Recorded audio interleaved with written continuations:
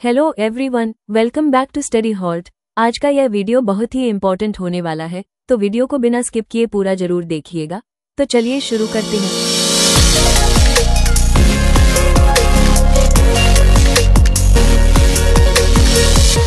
जैसा कि आपको थंबनेल से ये आइडिया तो लग ही चुका होगा कि इस वीडियो में हम किस चीज को डिस्कस करने वाले हैं, तो वीडियो को पूरा अंत तक अवश्य देखें। और अगर आप इस चैनल पर नए हैं तो चैनल को सब्सक्राइब एंड बेल आइकॉन को भी जरूर प्रेस कर दे, ताकि आने वाली इन्फॉर्मेटिव वीडियो की नोटिफिकेशन आपको टाइम पर मिलती रहे। तो दोस्तों, अगर आपका सपना नर्सिंग ऑफिसर बनने का है तो तैयार हो जाइए। SGPGI लखनऊ की तरफ से आपके लिए एक बहुत बड़ी खुशखबरी है। जी हाँ, SGPGI लखनऊ की तरफ से सभी नर्सिंग के बच्चों के लिए यह एक सुनहरा अवसर अपने सपने को पूरा करने का। नर्सिंग ऑफिसर की 1200 वैकेंसी SGPGI लखनऊ की तरफ से ऑफिशियली रिलीज कर दी गई है।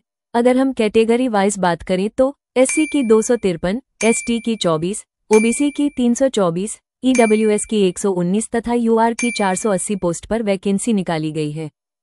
अब आगे नोटिस में कुछ जनरल इंस्ट्रक्शंस दिए गए हैं, जो आपकी जानकारी के लिए बहुत महत्वपूर्ण होने वाला है। तो चलिए एक एक को आसान एवं सरल भाषा में समझते हैं। पॉइंट नंबर 1, जो उम्मीदवार आवेदन करना चाहते हैं उन्हें सभी योग्यता शर्तें जैसे आयु, शिक्षा आदि पूरी करनी होंगी और केवल ऑनलाइन आवेदन ही मान्य होगा।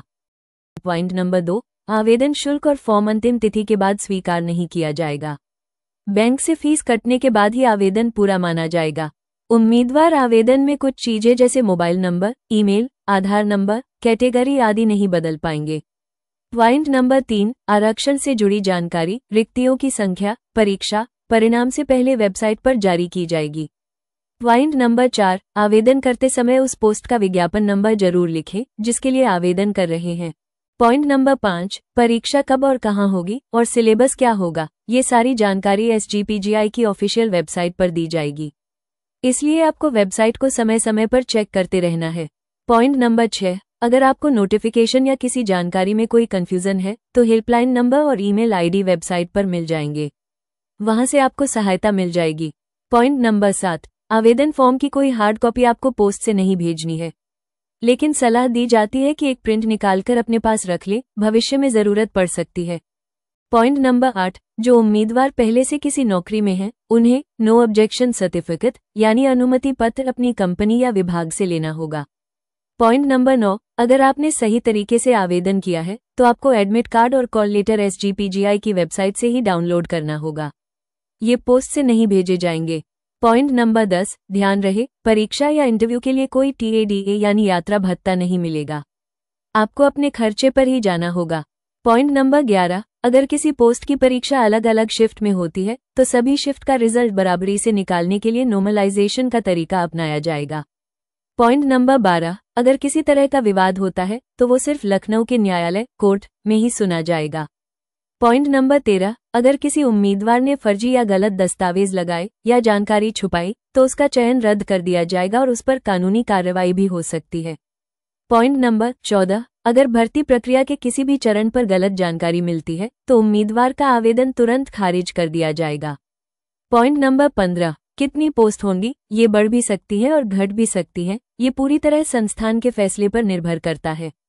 पॉइंट नंबर 16, अगर वेबसाइट और किसी अखबार या नोटिफिकेशन में फर्क हो तो वेबसाइट की जानकारी को ही सही माना जाएगा।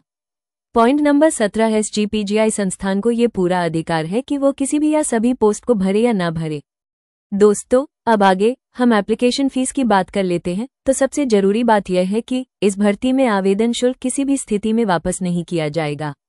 हर श्रेणी के लिए अलग अलग फीस तय की गई है, जैसे कि सामान्य श्रेणी यानी UR और OBC एवं EWS श्रेणी के उम्मीदवारों को 1000 रुपये आवेदन शुल्क और साथ में 180 रुपये GST यानी कुल 1180 रुपये पे करने होंगे।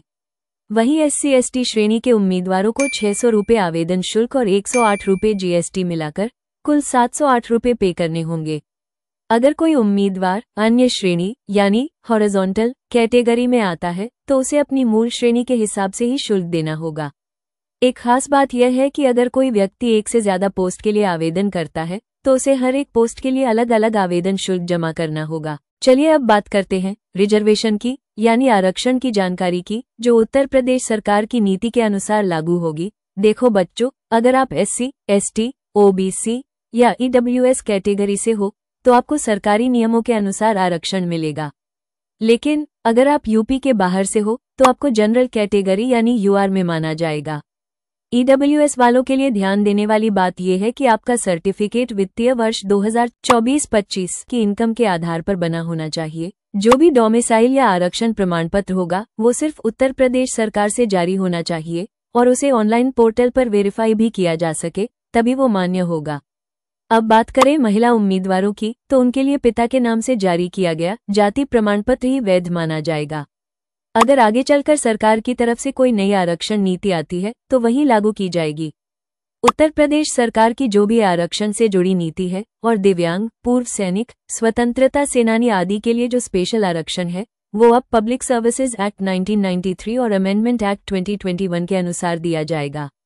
अब आगे बढ़ने से पहले अगर आपने अभी तक इस चैनल को सब्सक्राइब नहीं किया तो प्लीज चैनल को सब्सक्राइब कर ले और अपने फ्रेंड्स एंड फैमिली के साथ शेयर भी कर दे। तो चलिए दोस्तों, बात करते हैं एज लिमिट की कि कौन कौन लोग इस भर्ती में अप्लाई कर सकते हैं। सबसे पहले बात करें उम्र की गिनती की तारीख की, तो वो है 1 जनवरी 2025। मतलब इस दिन के हिसाब से आपकी उम्र कम से कम 18 साल और ज्यादा से ज्यादा 40 साल होनी चाहिए। अब बात करते हैं एज रिलैक्सेशन यानी उम्र में छूट की, तो अगर आप SC, ST या OBC कैटेगरी से हैं आपको 5 साल तक की छूट मिलेगी। और अगर आप सरकारी नौकरी में पहले से हैं और आपकी लगातार 3 साल की सेवा हो चुकी है तो आपको भी 5 साल की छूट मिल सकती है। अगर आप एक्स सर्विसमैन यानी जो लोग फौज में रह चुके हैं उन्हें उनकी सेना की सेवा के हिसाब से उम्र में छूट दी जाएगी। और अगर उनकी उम्र निर्धारित लिमिट से 3 साल तक ज्यादा है तो भी उन्हें मौका मिलेगा। और अगर आप दिव्यांग हैं तो आपको 15 साल तक की छूट मिलेगी। अब बात करते हैं क्वालिफिकेशन की। तो दोस्तों, नर्सिंग ऑफिसर की पोस्ट के लिए आपके पास नर्सिंग की कोई एक डिग्री या डिप्लोमा होना जरूरी है। आइए जानते हैं। पहला ऑप्शन ये है कि आपके पास BSc ऑनर्स नर्सिंग या BSc नर्सिंग की डिग्री हो जो किसी इंडियन नर्सिंग काउंसिल से मान्यता प्राप्त कॉलेज या यूनिवर्सिटी से होनी चाहिए, या फिर आपके पास पोस्ट बेसिक BSc नर्सिंग की डिग्री INC से मान्यता प्राप्त संस्थान से होनी चाहिए। और इसके साथ ही आप स्टेट या इंडियन नर्सिंग काउंसिल में रजिस्टर्ड नर्स और मिडवाइफ भी होने चाहिए। दूसरा ऑप्शन ये है कि अगर आपके पास जनरल नर्सिंग और मिडवाइफरी यानी कि GNM का डिप्लोमा होना चाहिए जो INC से मान्यता प्राप्त हो। और इसके साथ आप स्टेट या इंडियन नर्सिंग काउंसिल में रजिस्टर्ड नर्स और मिडवाइफ होने चाहिए। GNM वालों के लिए एक एक्स्ट्रा जरूरी बात यह है कि आपके पास कम से कम 2 साल का एक्सपीरियंस होना चाहिए किसी 50 बेड वाले हॉस्पिटल का, वो भी GNM पूरा करने के बाद। तभी आप इस फॉर्म को फिल कर पाएंगे, अन्यथा आप इस फॉर्म को नहीं भर सकते। तो दोस्तों, अब बात करते हैं आपको फॉर्म भरने से पहले कौन कौन से डॉक्यूमेंट तैयार रखने हैं। आप जब भी ऑनलाइन आवेदन करेंगे तो इन चीजों को अपने पास जरूर तैयार रखिएगा, जैसे कि हाल ही की रंगीन passport size photo JPG format में होनी चाहिए, सिर्फ 80 KB तक। इसके अलावा साफ सुथरा स्कैन सिग्नेचर, ये भी 80 किलोबाइट से ज्यादा का नहीं होना चाहिए। और एक वैलिड ईमेल ID और मोबाइल नंबर, ये दोनों चालू होने चाहिए क्योंकि आगे की आपकी सारी जानकारी इसी पर आएगी। इसके अलावा आपकी 10वीं, 12वीं, डिप्लोमा, ग्रेजुएशन या पोस्ट ग्रेजुएशन की मार्कशीट और सर्टिफिकेट भी आपके पास होना जरूरी है। अगर आप किसी कास्ट, कैटेगरी या सब कैटेगरी से हैं तो उसका प्रमाण पत्र भी आपके पास होना जरूरी है। और अगर डोमिसाइल या एक्सपीरियंस सर्टिफिकेट लगता हो तो वो भी स्कैन करके रखें। तो दोस्तों, ये सारे डॉक्यूमेंट आप पहले से तैयार रखिएगा ताकि फॉर्म भरते वक्त कोई दिक्कत न हो। इसके अलावा आपको और कोई जानकारी चाहिए हो तो आप कमेंट करके पूछ सकते हैं। और हाँ दोस्तों, सिलेबस की जानकारी के लिए प्लीज चैनल को सब्सक्राइब करिएगा एंड बेल आइकन को भी प्रेस करिएगा ताकि अपकमिंग वीडियोस की जानकारी आपको टाइम से मिलती रहे। धन्यवाद।